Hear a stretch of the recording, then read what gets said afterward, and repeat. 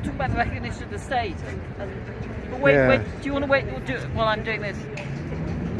Do that, that's all right. Yeah, okay. Shows your expertise. Well, so I mean, it's, you know, I can't deny that it's good that they've recognised the state of Palestine, but unless they take really radical action now, it's pure tokenism to improve Starmer's position with the public who don't like him.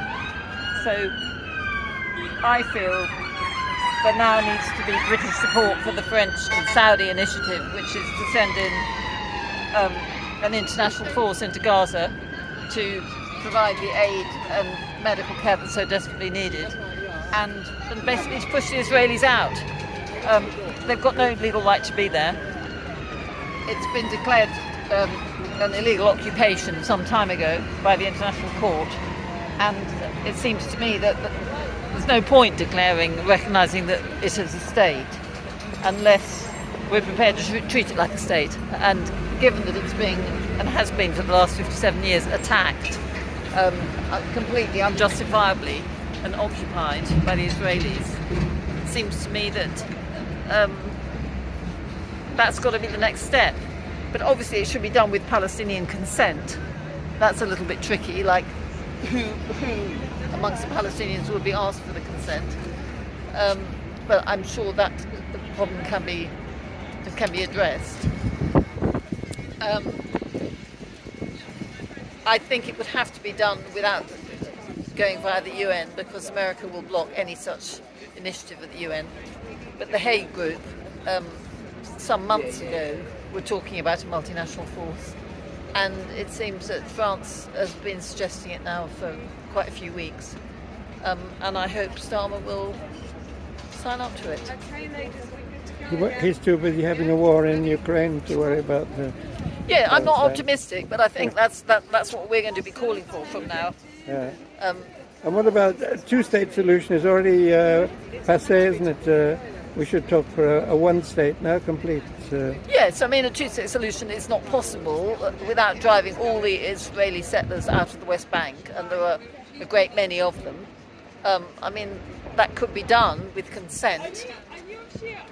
I'd put my money on a one-state solution with everyone having equal rights, but even that is problematic in that there's, after what's happened over the last 2 years, there's so much grief and anger on both sides, but for my money, particularly legitimately on the Palestinian side. Their numbers of deaths and casualties and destruction they've endured is so much higher than that endured by the Israelis. It's difficult to see how things are going to move forward. But I still feel, though, that the most pressing thing is to get food aid into Gaza and to reconstruct the hospitals and to support the large numbers of children who've got nobody now, who've lost their parents. And the flotilla, how do you think that's going to affect the matters? Because I think they've been attacking some of the ships. The flotilla was attacked this morning, wasn't it, off Crete? Yeah. 13 drones. I don't know. I mean, I was just thinking, how long does it take to chug from Crete to Gaza? And I wouldn't think it's more than 2 days at sea. So we're getting very close to presumably a much bigger attack by the Israelis on the flotilla. Yeah. And I dread to think what will happen to those brave people on the flotilla. But I also wonder what the impact would be on international response if Israel does do the worst, as it did to the Turkish people on the previous flotilla. We need a couple of Turkish warships there to protect them more. And I think you're going to go back on duty now. Yeah. Thank you. And all the best. And so you're going to be here till 2:30. 2:30 today, okay. Because we started an hour earlier. Oh, good. Yeah, because we thought we were getting question time, but actually we weren't, because they're not sitting. But that was the plan. They're not sitting today? No. Oh, yeah. Something to do with the Labour Party conference, which I think hasn't started yet. But they're all up in Liverpool, maybe. Yeah, they're all getting ready in Liverpool. Good luck to you all. Thank you.